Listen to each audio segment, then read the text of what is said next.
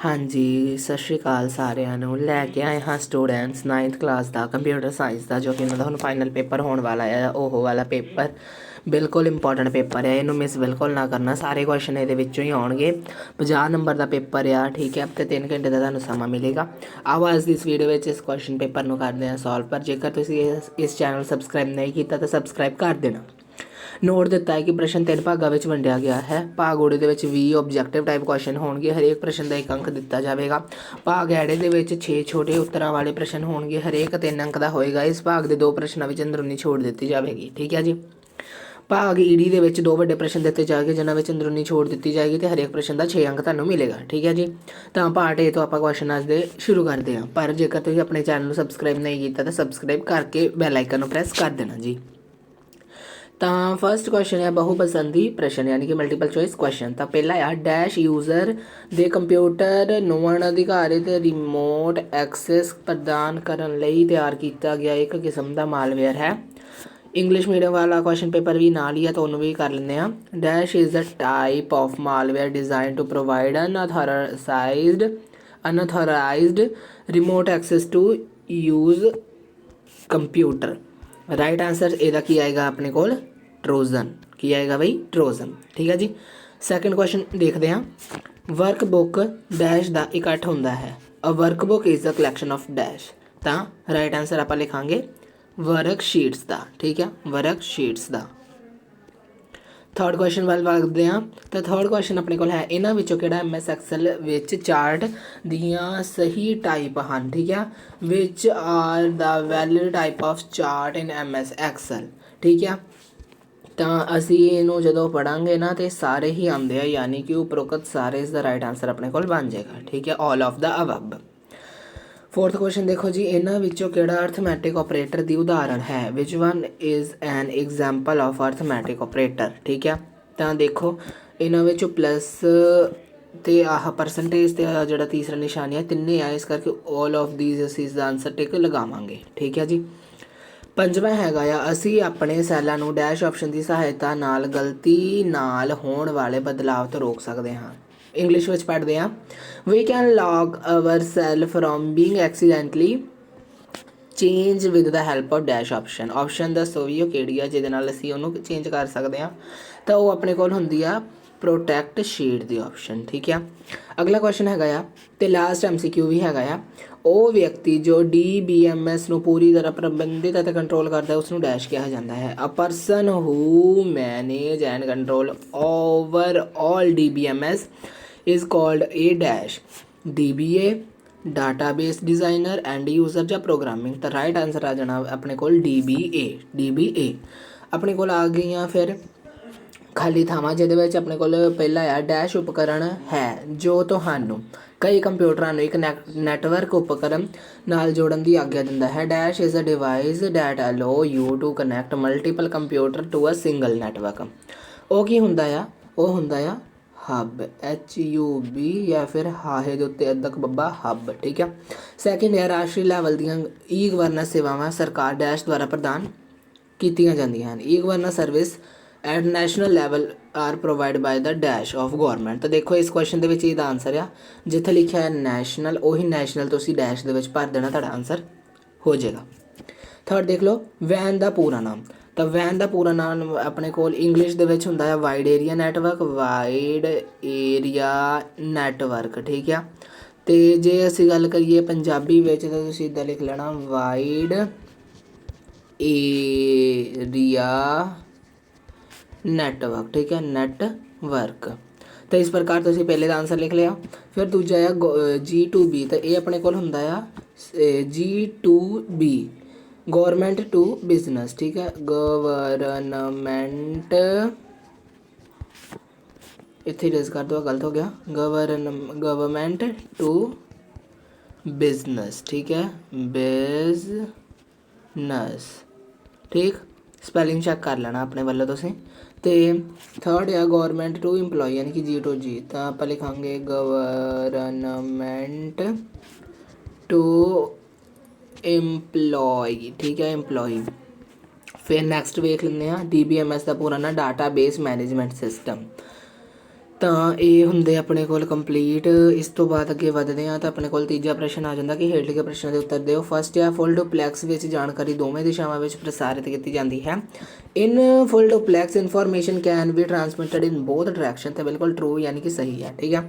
ਫਿਰ ਸੈਕਿੰਡ ਦੇਖਦੇ ਹਾਂ, ਸਪਾਈਵੇਅਰ ਈਮੇਲ ਰਾਹੀਂ ਧੋਖਾਧੜੀ ਕਰਨ ਦੀ ਇੱਕ ਵਿਧੀ ਹੈ ਜਿਸ ਵਿੱਚ ਧੋਖਾ ਕਰਨ ਵਾਲਾ ਵਿਅਕਤੀ ਨਿੱਜੀ ਅਤੇ ਵਿੱਤੀ ਜਾਣਕਾਰੀ ਇਕੱਠੀ ਕਰਨ ਦੀ ਕੋਸ਼ਿਸ਼ ਕਰਦਾ ਹੈ, ਦੇਖਣ ਵਾਲੀ ਈਮੇਲ ਭੇਜਦਾ ਹੈ। ਠੀਕ ਹੈ। ਜਾਇਜ਼ ਦਿਖਣ ਵਾਲੀ ਈਮੇਲ ਭੇਜਦਾ ਹੈ। ਠੀਕ ਹੈ। Spyware is an email fraud method in which wrongdoer send out legitimate looking email in an attempt to gather personal and financial information from recipients। ਸੋ ਇਹ ਆਪਣੇ ਕੋਲ ਕੀ ਹੈ ਸਟੂਡੈਂਟਸ, ਇਹ ਆਪਣੇ ਕੋਲ ਇੱਕ ਜਿਹੜੇ ਸੈਕਿੰਡ ਆਪਸ਼ਨ ਹੈ ਇਹ ਆਪਣੇ ਕੋਲ ਗਲਤ ਆ ਜਾਏਗੀ। ਠੀਕ ਹੈ, ਫਾਲਸ। ਥਰਡ ਦੇਖਦੇ ਹਾਂ। ਥਰਡ ਹੈਗਾ MS ਐਕਸਲ ਇੱਕ ਸਧਾਰਨ ਤੌਰ 'ਤੇ ਵਰਤਿਆ ਜਾਣ ਵਾਲਾ ਜਿਹੜਾ ਆ ਵਰਡ ਪ੍ਰੋਸੈਸਰ ਹੈ, ਤਾਂ ਗਲਤ ਆ ਜਾਣਾ ਕਿਉਂਕਿ MS ਐਕਸਲ ਇੱਕ ਵਰਡ ਪ੍ਰੋਸੈਸਰ ਨਹੀਂ ਹੈ। ਠੀਕ ਹੈ। ਫਿਰ ਪੜ੍ਹਦੇ ਹਾਂ ਅੱਗੇ ਕਿ ਸੈੱਲ ਬਾਰਡਰ, ਸੈੱਲ ਦੀ ਚੌੜਾਈ ਜਾਂ ਉਚਾਈ ਬਦਲਣ, ਸੈੱਲਾਂ ਨੂੰ ਮਰਜ ਕਰਨ, ਟੈਕਸ ਨੂੰ ਅਲਾਈਨ ਕਰਨ, ਟੈਕਸ ਦੀ ਦਿਸ਼ਾ ਬਦਲਣ, ਟੈਕਸ ਨੂੰ ਰੈਪ ਕਰਨਾ ਆਦਿ ਸੈੱਲ ਸਟਾਈਲ ਦੀ ਉਦਾਹਰਣ ਹਨ। ਤਾਂ ਇਹ ਆਪਣੇ ਕੋਲ ਸਹੀ ਆ ਜਾਣਾ। ਠੀਕ ਹੈ। ਇੰਗਲਿਸ਼ ਵਿੱਚ ਵੀ ਤੁਸੀਂ ਇਹਦਾ ਟਰੂ ਲਿਖ ਲੈਣਾ। ਨਾਓ ਫੰਕਸ਼ਨ MS ਐਕਸਲ ਵਿੱਚ ਮੌਜੂਦਾ ਮਿਤੀ ਅਤੇ ਸਮਾਂ ਪਤਾ ਕਰਨ ਲਈ ਵਰਤਿਆ ਜਾਂਦਾ ਹੈ, ਤਾਂ ਇਹ ਆਪਣੇ ਕੋਲ ਇੱਕ ਸਹੀ ਸਟੇਟਮੈਂਟ ਆ। Now function return current data and time in MS Excel, true. ਠੀਕ ਜੀ। ਫਿਰ ਅੱਗੇ ਵੱਧਦੇ ਹਾਂ। ਪੇਜ ਓਰੀਐਂਟੇਸ਼ਨ ਦੇ ਦੋ ਪ੍ਰਕਾਰ ਦੇ ਹੁੰਦੇ ਹਨ, portrait and landscape. Page orientation are two types, portrait and landscape, true ਯਾਨੀ ਕਿ ਸਹੀ। ਫਿਰ ਆਪਣੇ ਕੋਲ ਹੈ MS ਐਕਸਲ ਵਿੱਚ ਕੋਈ ਪਹਿਲਾਂ ਬਣੀ ਫਾਈਲ ਖੋਲ੍ਹਣ ਲਈ ਅਸੀਂ ਕਿਹੜੀ ਕੀ ਵਰਤਦੇ ਹਾਂ ਜੀ, Ctrl+O। MS ਐਕਸਲ ਵਿੱਚ ਡਾਊਨ ਫਿਲ ਕਰਨ ਲਈ ਸ਼ਾਰਟਕਟ ਕੀ ਉਹ ਆਪਣੇ ਕੋਲ ਹੋ ਜਾਣੀ ਹੈ D ਤੋਂ, ਤੁਸੀਂ ਯਾਦ ਰੱਖਣਾ ਡਾਊਨ ਦੇ D ਤੋਂ ਯਾਦ ਰੱਖਣਾ Ctrl+D। ਠੀਕ ਹੈ। ਹੁਣ ਪਾਰਟ B ਦੇ ਕੁਐਸਚਨ ਦੇਖ ਲਓ ਕਿ ਅਸੀਂ ਹੁਣ ਇਹਨਾਂ ਨੂੰ ਕਰਦੇ ਹਾਂ। ਠੀਕ ਹੈ। ਫਸਟ ਹੈਗਾ ਕਿਸੇ 4 ਨੈਟਵਰਕ ਟੋਪੋਲੋਜੀ ਦੇ ਨਾਮ ਲਿਖੋ। Write the name of any 4 network topologies. So ਲਿਖਦੇ ਹਾਂ ਜੀ ਨੈਟਵਰਕ ਟੋਪੋਲੋਜੀ ਦੇ ਨਾਮ, ਤਾਂ ਆ ਜਾਏਗਾ bus topology, ring topology, star topology, mesh topology, tree topology ਤੇ ਹਾਈਬ੍ਰਿਡ ਟੋਪੋਲੋਜੀ। ਤਾਂ ਇਹ ਹੁੰਦਾ ਟੋਪੋਲੋਜੀ ਵਾਲਾ ਕੁਐਸਚਨ ਕੰਪਲੀਟ। ਇਸ ਤੋਂ ਬਾਅਦ ਆਪਣੇ ਕੋਲ ਕੁਐਸਚਨ ਹੈ MS ਐਕਸਲ ਨੂੰ ਪਰਿਭਾਸ਼ਿਤ ਕਰੋ, ਡਿਫਾਈਨ MS ਐਕਸਲ। ਤਾਂ ਅਸੀਂ ਇਸ ਦਾ ਆਨਸਰ ਲਿਖਾਂਗੇ ਕਿ ਮਾਈਕਰੋਸਾਫਟ ਐਕਸਲ ਇੱਕ ਸਪਰੈਡ ਪ੍ਰੋਗਰਾਮ ਹੈ ਜੋ ਮਾਈਕਰੋਸਾਫਟ ਕੰਪਨੀ ਦੁਆਰਾ ਕੀਤਾ ਜਾਂਦਾ ਹੈ। ਇਹ ਮਾਈਕਰੋਸਾਫਟ ਆਫਿਸ ਦਾ ਹੀ ਇੱਕ ਭਾਗ ਹੈ। ਇਸ ਦੀ ਵਰਤੋਂ ਡਾਟਾ ਨੂੰ ਰੋ ਅਤੇ ਕਾਲਮ ਵਿੱਚ ਵਿਵਸਥਿਤ ਕਰਨ ਅਤੇ ਗਣਿਤਿਕ ਗਣਨਾਵਾਂ ਕਰਨ ਲਈ ਵਰਤੀ ਜਾਂਦੀ ਹੈ। ਅਸੀਂ ਚਾਰਟ ਅਤੇ ਗ੍ਰਾਫਿਕ ਦੀ ਵਰਤੋਂ ਕਰਕੇ ਡਾਟਾ ਨੂੰ ਗ੍ਰਾਫਿਕਲ ਰੂਪ ਵਿੱਚ ਦਰਸਾ ਸਕਦੇ ਹਾਂ। ਐਕਸਲ ਵਿੱਚ ਬਣੀਆਂ ਫਾਈਲਾਂ ਨੂੰ ਵਰਕਬੁੱਕ ਕਿਹਾ ਜਾਂਦਾ ਹੈ ਅਤੇ ਉਹਨਾਂ ਨੂੰ .xls ਜਾਂ ਫਿਰ .xlsx ਐਕਸਟੈਂਸ਼ਨ ਨਾਲ ਸੇਵ ਕੀਤਾ ਜਾਂਦਾ ਹੈ। ਠੀਕ ਹੈ ਜੀ, ਇਹ ਵੀ ਕੁਐਸਚਨ ਆਇਆ ਕੰਪਲੀਟ। ਸੋ ਆਪਣੇ ਕੋਲ ਚੌਥਾ ਹੀ ਹੋ ਗਿਆ, ਪੰਜਵਾਂ ਹੀ ਹੋ ਗਿਆ। 6ਵੇਂ ਦੇ ਵਿੱਚ ਅਸੀਂ ਕਰਾਂਗੇ ਫਾਰਮੈਟਿੰਗ ਤੋਂ ਤੁਹਾਡਾ ਕੀ ਭਾਵ ਹੈ। ਠੀਕ ਹੈ ਜੀ, what do you mean by formatting. So ਆ ਵੇਖ ਲਓ ਜੀ ਫਾਰਮੈਟਿੰਗ ਵਾਲਾ ਆਨਸਰ ਕਿ ਫਾਰਮੈਟਿੰਗ ਇੱਕ ਅਜਿਹਾ ਪ੍ਰੋਸੈਸ ਹੁੰਦਾ ਹੈ ਜਿਸ ਦੀ ਵਰਤੋਂ ਡਾਟਾ ਦੀ ਦਿੱਖ ਵਿੱਚ ਤਬਦੀਲੀ ਕਰਨ ਲਈ ਕੀਤੀ ਜਾਂਦੀ ਹੈ। ਫਾਰਮੈਟਿੰਗ ਕਰਨ ਨਾਲ ਸਾਡਾ ਡਾਟਾ ਵਧੇਰੇ ਪੜ੍ਹਨਯੋਗ ਬਣ ਜਾਂਦਾ ਹੈ। ਅਸੀਂ ਡਾਟਾ ਨੂੰ ਕਈ ਤਰੀਕਿਆਂ ਨਾਲ ਫਾਰਮੈਟ ਕਰ ਸਕਦੇ ਹਾਂ। ਐਕਸਲ ਵਿੱਚ ਬਹੁਤ ਸਾਰੇ ਅਜਿਹੇ ਟੂਲ ਹਨ ਜੋ ਟੈਕਸ ਅਤੇ ਸੈੱਲ ਨੂੰ ਫਾਰਮੈਟ ਕਰਨ ਲਈ ਵਰਤੇ ਜਾ ਸਕਦੇ ਹਨ। ਉਦਾਹਰਨ ਲਈ ਟੈਕਸ ਅਤੇ ਸੈੱਲਾਂ ਦਾ ਰੰਗ ਅਤੇ ਸਟਾਈਲ ਬਦਲਣਾ, ਟੈਕਸ ਦੇ ਅਲਾਈਨ ਕਰਨਾ, ਨੰਬਰ ਅਤੇ ਮਿਤੀਆਂ ਨੂੰ ਫਾਰਮੈਟ ਕਰਨਾ ਆਦਿ। ਠੀਕ ਹੈ, ਇਹ ਫਾਰਮੈਟਿੰਗ ਵਾਲਾ ਕੁਐਸਚਨ ਹੋ ਗਿਆ। ਸੋ ਆਪਣੇ ਕੋਲ ਇਸ ਤੋਂ ਬਾਅਦ ਅਸੀਂ 7ਵਾਂ ਕੁਐਸਚਨ ਕਰਨਾ ਹੈ। ਐਕਸਲ ਦੇ ਵਰਤੇ ਜਾਂਦੇ ਗਣਿਤਿਕ ਆਪਰੇਟਰ ਬਾਰੇ ਲਿਖੋ। Write arithmetic operator being used in Excel. ਠੀਕ ਹੈ ਜੀ। ਸੋ ਤੁਸੀਂ ਆਹ ਲਿਖੋਗੇ ਇਹਦੇ ਵਿੱਚ ਜਿਹੜੇ ਗਣਿਤਿਕ ਆਪਰੇਟਰ ਆ ਕਿ ਗਣਿਤਿਕ ਆਪਰੇਟਰ ਦੀ ਵਰਤੋਂ ਬੁਨਿਆਦੀ ਗਣਿਤਿਕ ਕੰਮਾਂ ਲਈ ਕਰਨ ਲਈ ਕੀਤੀ ਜਾਂਦੀ ਹੈ ਜੋ ਕਿ ਟੇਬਲ ਦੇ ਵਿੱਚ ਦਿਖਾਏ ਗਏ ਆ, ਜਿਵੇਂ ਕਿ ਆ ਪਲੱਸ ਦਾ ਨਿਸ਼ਾਨ ਆ, ਮਾਈਨਸ ਦਾ ਨਿਸ਼ਾਨ, ਤਾਰੇ ਦਾ ਗੁਣਾ ਵਾਸਤੇ, ਸਲੈਸ਼ ਦਾ ਭਾਗ ਵਾਸਤੇ, ਪਰਸੈਂਟੇਜ ਵਾਲਾ ਤੇ ਆ ਐਕਸਪੋਨੈਂਟ ਵਾਲਾ। ਠੀਕ ਹੈ, ਤਾਂ ਤੁਸੀਂ ਇਸ ਨੂੰ ਪੜ੍ਹ ਲੈਣਾ ਇਸ ਕੁਐਸਚਨ ਨੂੰ। ਸੋ ਇਸ ਤੋਂ ਬਾਅਦ ਆਪਣੇ ਕੋਲ ਹੈਗਾ ਮਾਰਜਨ ਤੋਂ ਤੁਹਾਡਾ ਕੀ ਭਾਵ ਹੈ। ਠੀਕ ਹੈ ਜੀ, ਤੇ ਇਹ ਕੁਐਸਚਨ ਤੁਸੀਂ ਆਪ ਕਰ ਲੈਣਾ। ਡਾਟਾਬੇਸ ਨੂੰ ਪਰਿਭਾਸ਼ਿਤ ਕਰੋ ਤੇ ਪਹਿਲੇ ਡਾਟਾਬੇਸ ਨੂੰ ਪਰਿਭਾਸ਼ਿਤ ਕਰੋ ਯਾਨੀ ਕਿ ਡਿਫਾਈਨ ਡਾਟਾਬੇਸ ਕਰ ਲੈਂਦੇ ਆ। ਤਾਂ ਦੇਖੋ ਜੀ ਅੰਤਰ ਸੰਬੰਧਿਤ ਡਾਟਾ ਦੇ ਸੰਗਠਿਤ ਸੰਗ੍ਰਹਿ ਨੂੰ ਡਾਟਾਬੇਸ ਕਿਹਾ ਜਾਂਦਾ ਹੈ। ਵੱਖ-ਵੱਖ ਸੰਸਥਾਵਾਂ ਵਿੱਚ ਵੱਡੀ ਮਾਤਰਾ ਵਿੱਚ ਡਾਟਾਬੇਸ ਨੂੰ ਸਟੋਰ ਕਰਨ ਲਈ ਡਾਟਾਬੇਸ ਦੀ ਵਰਤੋਂ ਕੀਤੀ ਜਾਂਦੀ ਹੈ। ਡਾਟਾਬੇਸ ਡਾਟਾ ਨੂੰ ਇਲੈਕਟ੍ਰੋਨਿਕ ਰੂਪ ਵਿੱਚ ਸਟੋਰ ਕਰਨ ਲਈ ਸੰਗਠਿਤ ਕੀਤਾ ਢਾਂਚਾ ਪ੍ਰਦਾਨ ਕਰਦਾ ਹੈ। ਆਮ ਤੌਰ 'ਤੇ ਡਾਟਾਬੇਸ ਵਿੱਚ ਰੋ, ਕਾਲਮ ਅਤੇ ਟੇਬਲ ਵਿੱਚ ਵਿਵਸਥਿਤ ਕੀਤਾ ਜਾਂਦਾ ਹੈ। ਇੱਕ ਡਾਟਾਬੇਸ ਵਿੱਚ ਇੱਕ ਜਾਂ ਇੱਕ ਤੋਂ ਵੱਧ ਟੇਬਲ ਹੋ ਸਕਦੇ ਹਨ। ਠੀਕ ਹੈ, ਸੋ ਆਪਣੇ ਕੋਲ ਹੋ ਗਿਆ ਪਾਰਟ ਬੀ ਕੰਪਲੀਟ। ਪਾਰਟ ਸੀ ਦੇ ਵਿੱਚ ਅਸੀਂ ਕੁਐਸਚਨ ਕਰਾਂਗੇ ਜੀ ਗੂਗਲ ਐਪਸ ਕੀ ਹੁੰਦੇ ਹਨ ਤੇ ਕਿਸੇ ਦੋ ਗੂਗਲ ਐਪਸ ਦਾ ਵਰਣਨ ਕਰੋ। ਤੇ ਇੱਥੋਂ ਦੀ ਅਸੀਂ ਕਰਾਂਗੇ ਚੰਗੀ ਈ ਗਵਰਨੈਂਸ ਦੀਆਂ ਵਿਸ਼ੇਸ਼ਤਾਵਾਂ, ਕਿਉਂਕਿ ਜਾਂ ਵਿੱਚ ਪ੍ਰਸ਼ਨ ਹੈ ਯਾਨੀ ਕਿ ਕੋਈ ਦੋ ਕਰਨੇ ਆ ਤਾਂ ਜੋ ਇਹਨਾਂ ਚਾਰਾਂ ਵਿੱਚ ਕੋਈ ਦੋ ਕਰ ਲੈਂਦੇ ਹਾਂ। ਚੰਗੀ ਗਵਰਨੈਂਸ ਦਾ ਆਨਸਰ ਲਿਖੋਗੇ ਕਿ ਇਹਦੇ ਕੁਝ ਮਹੱਤਵਪੂਰਨ ਵਿਸ਼ੇਸ਼ਤਾਵਾਂ ਇਸ ਪ੍ਰਕਾਰ ਹੈ। ਪਹਿਲਾ ਹੈ ਚੰਗਾ ਗਵਰਨੈਂਸ ਆਪਣੇ ਫੈਸਲਿਆਂ ਲਈ ਲੋਕਾਂ ਨੂੰ ਜਵਾਬਦੇਹ ਹੁੰਦਾ। ਸੈਕਿੰਡ ਲਿਖਾਂਗੇ ਚੰਗਾ ਗਵਰਨੈਂਸ ਪਾਰਦਰਸ਼ੀ ਤਰੀਕੇ ਨਾਲ ਕੰਮ ਕਰਦਾ ਹੈ। ਤੀਜਾ ਲਿਖਾਂਗੇ ਚੰਗਾ ਗਵਰਨੈਂਸ ਕਾਨੂੰਨ ਦੀ ਪਾਲਣਾ ਕਰਦਾ ਹੈ। ਚੌਥਾ ਲਿਖਾਂਗੇ ਚੰਗਾ ਗਵਰਨੈਂਸ ਹਮੇਸ਼ਾ ਲੋਕਾਂ ਦੀਆਂ ਲੋੜਾਂ ਨੂੰ ਸਮੇਂ ਸਿਰ ਅਤੇ ਉਚਿਤ ਢੰਗ ਨਾਲ ਪੂਰਾ ਕਰਨ ਦੀ ਕੋਸ਼ਿਸ਼ ਕਰਦਾ ਹੈ। ਪੰਜਵਾਂ ਹੈ ਕਿ ਚੰਗਾ ਗਵਰਨੈਂਸ ਉਪਲਬਧ ਸਰੋਤਾਂ ਦੀ ਵਧੀਆ ਤਰੀਕੇ ਨਾਲ ਵਰਤੋਂ ਕਰਦਾ ਹੈ ਅਤੇ ਫੈਸਲਿਆਂ ਨੂੰ ਲਾਗੂ ਕਰਨ ਲਈ ਕੁਸ਼ਲ ਹੁੰਦਾ ਹੈ। ਛੇਵਾਂ ਹੈ ਚੰਗੇ ਗਵਰਨੈਂਸ ਵਿੱਚ ਸਾਰੇ ਲੋਕਾਂ ਦੀ ਭਾਗੀਦਾਰੀ ਹੁੰਦੀ ਹੈ, ਭਾਵ ਲੋਕਾਂ ਨੂੰ ਸਰਕਾਰ ਦੇ ਫੈਸਲਿਆਂ ਦੀ ਪ੍ਰਕਿਰਿਆ ਵਿੱਚ ਹਿੱਸਾ ਲੈਣ ਦਾ ਮੌਕਾ ਮਿਲਦਾ ਹੈ। ਠੀਕ ਹੈ ਜੀ,